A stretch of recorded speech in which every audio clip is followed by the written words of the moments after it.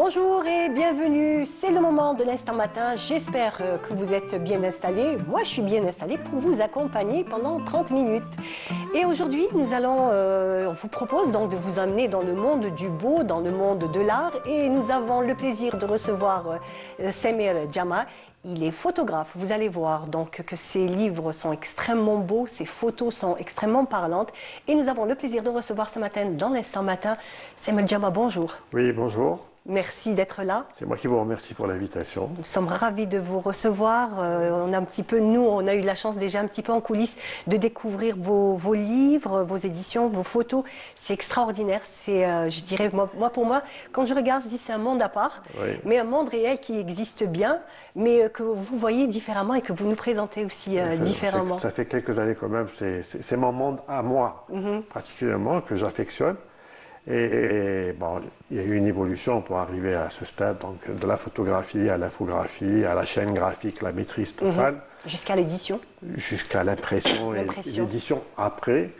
Et là, je pense que il est venu le moment d'éditer mes propres ouvrages. Parce que j'ai édité pas mal d'ouvrages pour d'autres personnes, etc. Des historiens comme Khalifa Abdelrahman, Babassi, le beau livre qu'il avait fait pour le fameux canon de Baba Mazoug. Et là, je me donne du temps pour moi. Voilà. Et vous avez bien raison parce que nous, on en profite, nous sommes vraiment ravis donc, de découvrir toutes ces œuvres. Ce sont des photos extraordinaires, des moments que vous capturez, des instants, des lumières, des couleurs, des prises de vue, on va dire, qui sont propres. Oui, c'est un regard particulier qui est propre à ma personne. Donc, ce qui fait que j'ai toujours eu le plaisir de prendre des photographies, que ce soit en studio ou à l'extérieur, etc. Et à l'extérieur, est-ce que vous avez des endroits de prédilection, des endroits que vous affectionnez? Pendant quelques années, j'ai fait beaucoup la photo sur la Casbah d'Alger. Qui est magnifique. Donc, d'ailleurs, toute mon histoire a commencé à partir de là. Donc, après avoir fait une visite guidée avec mon fils, il était très jeune, je lui avais promis de l'emmener pour voir.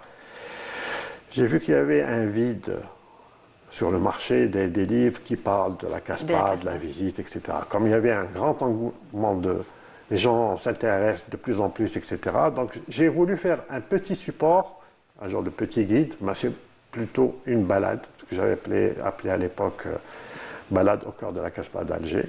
Donc j'ai retranscrit un peu ma visite en tant que profane au début. Oui. Et après, je suis revenu plusieurs fois après pour essayer d'affiner un peu, de connaître l'histoire de la Casbah. Bon, la Casbah, elle est captivante. Elle est captivante, absolument. Ça va, vous avez réussi à vous attrape, elle ne vous lâche plus. Et je suis resté pratiquement 4 à 5 ans en train de revenir. Accroché et donc, je continue. aux ruelles. Et justement, j'ai fait quelques autres ouvrages sur des portfolios sur la Casbah. Le portfolio, son principe, c'est des images, et beaucoup d'images, des gravures, etc., qu'on peut prendre. Alors, on en a un ici, portfolio. Voilà, le portfolio, c'est le concept. Voilà, allez-y. Le concept, c'est pas un ouvrage, mais c'est entre les deux. Et les touristes et les étrangers adorent avoir des trucs comme ça. Donc j'ai joué un peu sur cette corde. C'est léger, ça permet de... Voilà, donc on le voit, donc c'est le portfolio, voilà. La Casbah, donc c'est la Casbah qui est toujours aussi captivante jusqu'à aujourd'hui. Et après le guide, j'avais fait ça, et bon, j'ai après prolongé sur Alger en général, parce que j'habite Alger, donc c'est plus facile pour moi de prendre des photos sur Alger, parce que c'est du quotidien pratiquement. Oui. Voilà. On a toujours. En fait, vous pouvez travailler en longueur de journée en allant, revenant. En fait, vous travaillez en permanence. Voilà. Juste en vous baladant. Il y a une image qui vous interpelle et il y a toujours quelque chose à faire. Donc, de là, il y a aussi un autre lieu qui a capté votre attention, votre objectif aussi, donc qui est la grande mosquée d'Alger. Alors, la grande mosquée, c'est une autre histoire. C'est une autre histoire, voilà. Parce que la mosquée d'Alger m'avait contacté pour faire quelques photos comme il y avait une exposition de céramique. Donc elle m'avait appelé pour faire les photos, peut-être la brochure, etc. Dans celle-ci. Donc je me suis occupé. Et de là, on avait parlé il voulait faire une exposition photo. Oui. c'est vrai qu'il n'y avait rien de prêt pratiquement. Donc on peut pas. En 15 jours, j'aurais proposé de faire déjà des photos de la mosquée elle-même. Et j'avais que 15 jours pour le faire, hein, entre les prises de vue, la réalisation, etc. C'était un challenge, mais assez intéressant. Mais dans le deal, il y avait un deal avec le directeur, M. Saber, c'est que l'exposition va s'améliorer à fur et à mesure.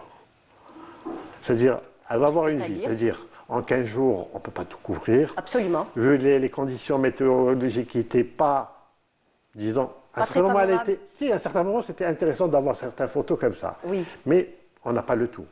Et comme la vie de la bâtisse, elle change en fonction de toutes les saisons. Absolument. Donc les lumières changent, etc. Donc le deal, c'est de la faire évoluer à fur et à mesure sur une année et de prendre à fur et à mesure des vues, etc. Voilà. D'accord. Un très très beau lieu que j'ai visité. Oui, c'est extraordinaire. Il y a la végétation, le couvert végétal. On a la chance d'avoir un endroit extraordinaire. Absolument. C'était la première fois que je rentre dans cette mosquée. Et sincèrement, il y a une certaine fierté d'avoir, quand on rentre à Lyon, une certaine fierté d'avoir un truc comme ça. Absolument. Il y a une magie, il y a une magie. Voilà. Et j'espère que ça sera protégé tout le temps. Ça sera... En tout cas, ça l'est, puisque oui, ça l'est, justement, je voudrais qu'on parle du minaret, donc que vous avez la chance déjà de découvrir. Et en fait, ce minaret a une histoire particulière. À ma surprise, moi je pensais que c'était un minaret quelconque. Hein. Quand je suis rentré, on m'avait dit qu'il y avait 42 étages et que 15 étages étaient dédiés à un musée. 15 étages de musée. Et pourquoi exactement 15 ? Alors, 15, d'après ce que on m'a expliqué, c'était les 15 siècles de la venue de l'islam, etc. Donc, après, maintenant, ils sont en train de réfléchir comment avoir des collections permanentes, des expositions itinérantes, etc. Donc, c'est encore en élaboration, donc c'est les premières expositions pratiquement qu'ils ont réalisées. Et je pense qu'il y en aura d'autres. Bien entendu. Donc là, il y a eu le vernissage de votre propre exposition. Il y a eu mon exposition avec 4 autres. Très bien. Alors, il y avait deux niveaux, 2 étages qui étaient dédiés à la céramique, avec les plus grands céramistes algériens que connaît l'Algérie. Il y a eu mon niveau à moi, où il y avait l'expo photo sur la mosquée. Sur la mosquée en elle-même. Je pense qu'au fur et à mesure qu'on parle, les images vont passer de ces photos-là. Voilà. D'ailleurs, même les gens, quand ils sont venus voir les photos, ils sont à la mosquée. C'est-à-dire, c'est ça l'intrigue. Oui. Ils sont à la mosquée, ils regardent, ils retrouvent une autre mosquée pratiquement. Parce qu'ils n'ont pas l'habitude, les gens n'ont pas l'habitude de lever la tête, d'avoir un regard espiègle, etc. Voilà. Là, donc de très très belles images, de très belles photos. Le format aussi est très intéressant. Oui, le format aussi donne un petit peu encore plus de poids à cette. C'est à l'échelle de la grandeur déjà de cette mosquée, cet espace qui est extrêmement. J'ai tenu que ça soit en général. Les photographes en général mettent des petits formats. Et moi, j'ai toujours, dans toutes mes expositions, c'était des très très grands formats. Vous favorisez le grand format? Disons que, en général, il y a de grandes salles. Comme j'avais exposé au Palais de la Culture à l'époque. C'est vrai que l'espace s'y prête. J'avais mis 80 tableaux, mais de grands formats, il fallait remplir. Hein, c'est-à-dire, c'était une exposition dédiée au patrimoine algérien. Et j'ai exposé à la Poudrière à la Citadelle, je ne sais pas si vous connaissez. Oui, un lieu magnifique aussi. D'avoir une exposition unique aussi, parce que c'est féerique. Absolument. Et là, j'ai eu aussi la chance de faire l'exposition à la Grande Mosquée. À la Grande Mosquée. Alors, qu'est-ce que vous pouvez nous dire ? Là, c'est le recteur de la mosquée, Cheikh Al-Qassimi, qui a fait l'ouverture des expositions. Voilà. Comment qu'a été accueilli donc, à la première vue de ces photos? Alors, déjà, les gens qui travaillaient là-bas, ils avaient trouvé, chacun m'a dit que c'était la meilleure expo parce que c'est vrai qu'ils n'ont pas l'habitude de voir, on a toujours l'habitude de voir des trucs classiques, etc. Une expo photo déjà, les gens ne sont pas habitués. Absolument, c'est vrai. C'est vrai qu'il y avait de belles couleurs, etc. Donc une disposition, une scénographie un peu étudiée. Donc ils ont trouvé que, je ne sais pas si c'était pour me faire plaisir. Non, absolument pas, je vous rassure. On m'a dit que c'était la meilleure expo. Je suis resté comme ça. Très belle, c'est vrai, extrêmement très belle. Ce qui fait que les gens qui venaient, qui sont venus, je vous ai dit tout à l'heure que ils ont eu un autre regard de la mosquée. Hein. Donc, c'est-à-dire, j'ai essayé de donner une dimension, disons, divine, dans le sens où grandeur, élancée. Donc vous avez essayé un petit peu, on va dire, de capter tout ça, que ce soit l'esprit, l'architecture, les couleurs, le lieu, tout. Vous avez un petit peu essayé de tout. C'est vrai que c'est peu, hein. On se dit 15 jours, c'est beaucoup, mais en fait, c'était un challenge et je suis content, je suis vraiment très content du résultat. Comme je vous ai dit qu'elle va évoluer encore. Parce que je tiens à faire des photos, par exemple, comme Flaïd Tsré, par exemple, et de très belles photos à faire. Très belles photos, oui. Il me manquait un peu l'âme humaine. J'ai pris quelques-unes où il y avait des enfants, un enfant devant une porte, etc. Mais je n'ai pas eu ce que je voulais. Vous êtes encore, comment on dit, vous êtes resté sur votre J'ai faim. été autorisé à prendre des photos le long de la période, une grande période, pour pouvoir évoluer et essayer d'avoir l'âme, toute l'âme des personnes, de l'endroit, etc. Absolument, donc de cette atmosphère qui se dégage, hein, surtout Voilà, quand vous dites avec la l'atmosphère, présence voilà. humaine, Ce qui est important, les c'est la prières, atmosphère. Voilà. absolument. Voilà. Absolument. Donc une exposition donc, qui va être ouverte au grand public pour le mois sacré de Ramadan. Juste après Salat l'Aïcha, ça sera ouvert au grand public et les gens pourront aller voir. Donc pendant les 30 jours du mois de Ramadan. Peut-être un peu plus. Un peu plus. Voilà. Très bien. En fonction du programme. Bien entendu, bien entendu. Vous avez, il y a combien de photographies dans cette exposition? Alors dans celle-ci, il y en a eu 33. Bon, dans 3, je n'ai pas pu les mettre. Parce qu'il n'y avait plus de place. Ça n'a pas suffi? Parce qu'il y a des murs dédiés à l'exposition. Il y avait des murs, mais on n'avait pas le droit de toucher, etc. D'accord. Donc, ce qui fait qu'une trentaine qui sont exposées. Et alors, il y a de la photo classique, etc. Et j'ai introduit, comme ça fait une année, j'essaye de faire de la photo digitale avec les nouveaux outils, l'IA, etc. Donc, j'aime bien toucher aux nouveautés. Et donc, là, je suis dans la recherche pour certaines photos. Très bien. Alors, on revient juste après le jingle et on continue notre débat.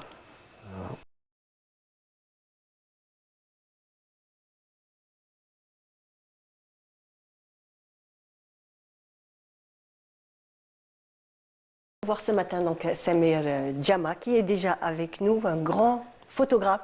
Moi, on le dit, votre talent est, on va dire, n'est plus à présenter aujourd'hui. Même cette exposition dans ce lieu aussi. Est-ce que vous prenez ça comme un petit peu une consécration? Parce qu'il faut dire que c'est un endroit extraordinaire.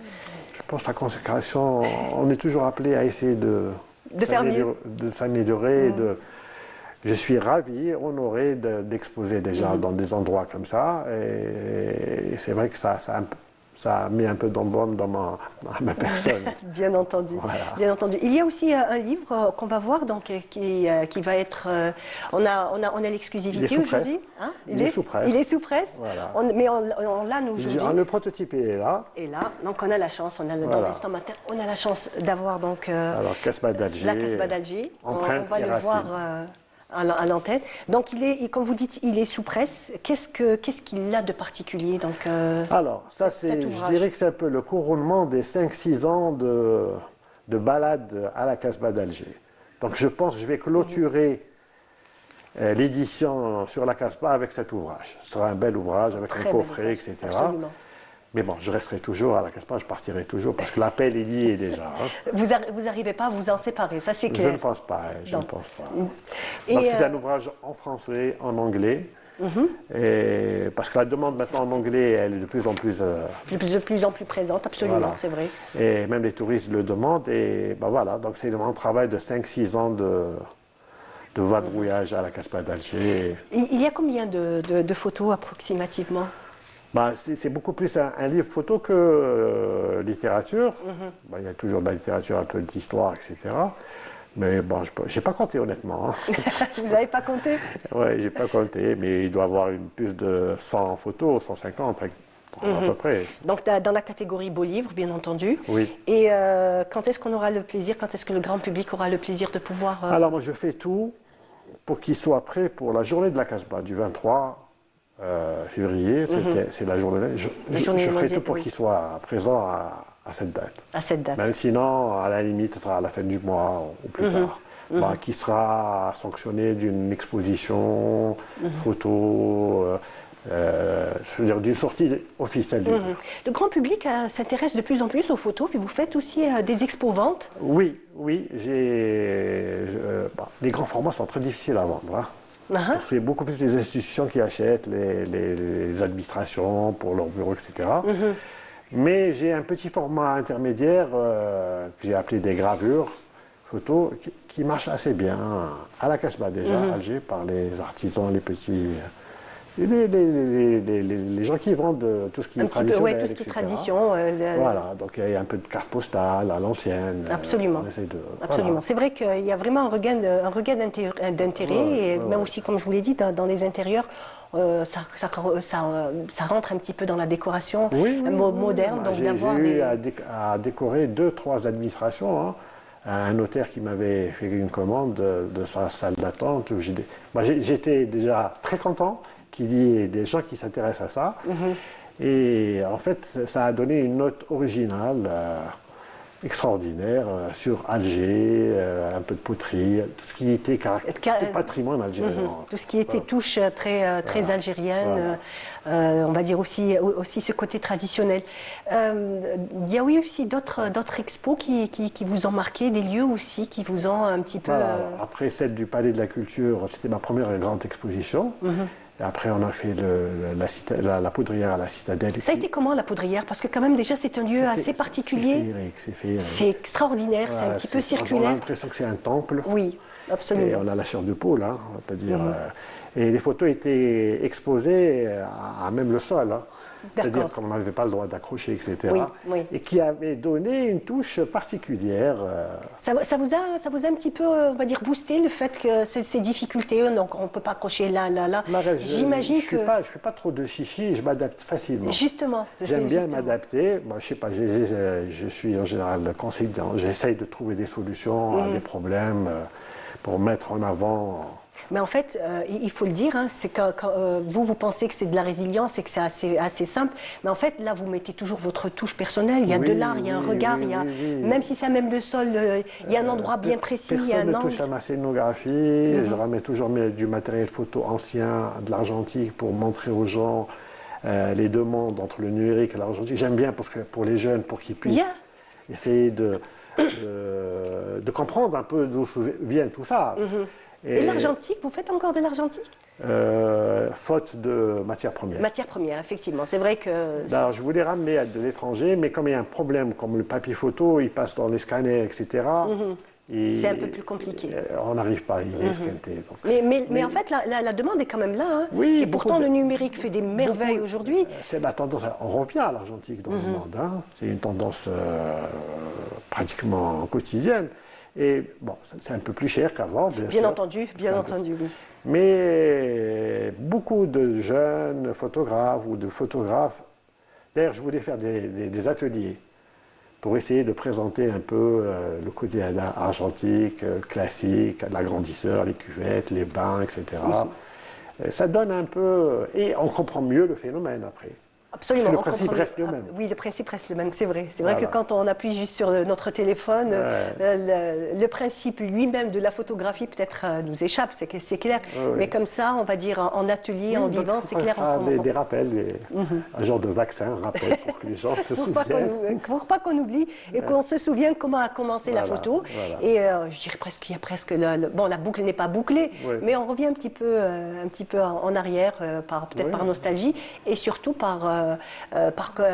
pour l'esthétique aussi, ça a quelque chose d'assez particulier, j'imagine. Oui, le papier reste l'odeur des produits. Bon, moi, j'ai fait beaucoup de laboratoires à l'époque, donc l'odeur adaptée à le révélateur, fixateur, c'est dans mes gènes maintenant. Hein, c'est-à-dire, donc ce qui fait que c'est vrai qu'il y a un côté très nostalgique, mais il faut accepter aussi la modernité, le numérique. Justement, c'est ce que vous faites. Voilà. Il y a des gens maintenant, par exemple, des photographes qui disent non, là, le téléphone. Moi, je suis contre. Moi, je suis quelqu'un qui aime la modernité. C'est un outil. Absolument. Le numérique, ça dépend ce que vous allez faire avec. C'est vous qui décidez. Oui. En fait, c'est un petit peu le même principe. Comme je leur dis, c'est comme un couteau dans une cuisine. Voilà. On peut en faire des plats comme... Voilà, exactement. Voilà. C'est vous. C'est ça, tout dépend de ce qu'on en fait. Est-ce qu'il y a un lieu en particulier que vous avez envie d'immortaliser, ou vous avez envie vous n'êtes pas encore parti prendre des photos? Alors, j'ai pas fait le sud. Faute où j'étais toujours dans mon petite imprimerie, etc. Donc quand on est responsable d'une unité comme ça, on ne peut pas trop bouger. Mais avec l'âge maintenant, je me dis, je suis en train d'un peu de... Donc, vous êtes deux frères à faire de la photographie. Voilà, mon grand frère, et votre grand frère, donc, chacun dans son J'ai style. trouvé la photographie à la maison, moi. Très bien. Depuis l'âge de 5 ans. Ok, donc... Il n'y avait pas que de la photographie, il y avait un autre frère, mon frère Nabil, qui était musicien, etc. Qui avait donc dans l'art, dans le monde de l'art. Vous avez baigné déjà dès votre enfance. J'ai eu cette chance. Et ce que je dis aux parents, il faut donner toutes les possibilités à vos enfants, que ce soit dans le sport, dans la musique, dans la photo, dans le cinéma, dans la littérature, etc. Absolument. Il faut présenter à ces enfants et pas les pousser. C'est-à-dire, c'est à eux de trouver leur propre chemin. Voilà. En fait, c'est ce qui vous est arrivé à vous. Donc, par c'est contre, vrai les enfants, ce que je fais, ils ne veulent pas entendre parler. Voilà, en fait, c'est ça le respect on va dire des artistes. Moi, j'aime, c'est ma passion. Voilà. Après, chacun, il a son ADN et ses intérêts. Voilà. Très bien. Donc, après cette exposition, vous savez un petit peu quel est le programme ou, Moi, je m'attendais à cette question. C'est vrai que celle-ci, elle n'était pas programmée. D'accord. Ça, c'est la surprise. C'est du bénéf. Ok, parfait. Une belle expo. Je voulais faire la mosquée il y a très longtemps. Je n'avais pas eu l'opportunité. Donc l'opportunité s'est présentée à vous, elle est venue jusqu'à vous. Peut-être je ferai un bel ouvrage aussi sur ça, après, parce que c'est obligé. Oui. Donc, oui, un lieu comme ça. Oui. Mais je suis en train de préparer une expo, si Dieu le veut, au musée des Beaux-Arts. Très beau lieu aussi, vraiment. J'ai eu l'accord de principe, parce que j'ai donné un dossier, etc. Et j'y travaille, comme on dit, j'y travaille. Bien. En tout cas, on viendra vous voir, ça c'est sûr. Ça va faire énormément plaisir. On ira déjà voir l'exposition de la grande mosquée d'Alger. Ça va être ouvert au grand public. Donc après Salat al-Isha, pendant tout le mois de Ramadan, Inch'Allah. Très très belle... D'abord une très belle sortie et une très belle expérience aussi pour les gens qui vont aller découvrir vos photos. Monsieur, merci beaucoup. Merci. Ça a été réellement un plaisir de vous recevoir et surtout vos très beaux ouvrages. Merci beaucoup. Bonne continuité et donc rendez-vous au musée des Beaux-Arts, Inch'Allah. Merci, Inch'Allah. Merci beaucoup. Merci. Alors, on arrive à la fin de l'instant matin. Nous avons parlé de photographie, c'était passionnant. En tout cas, merci de nous avoir prêté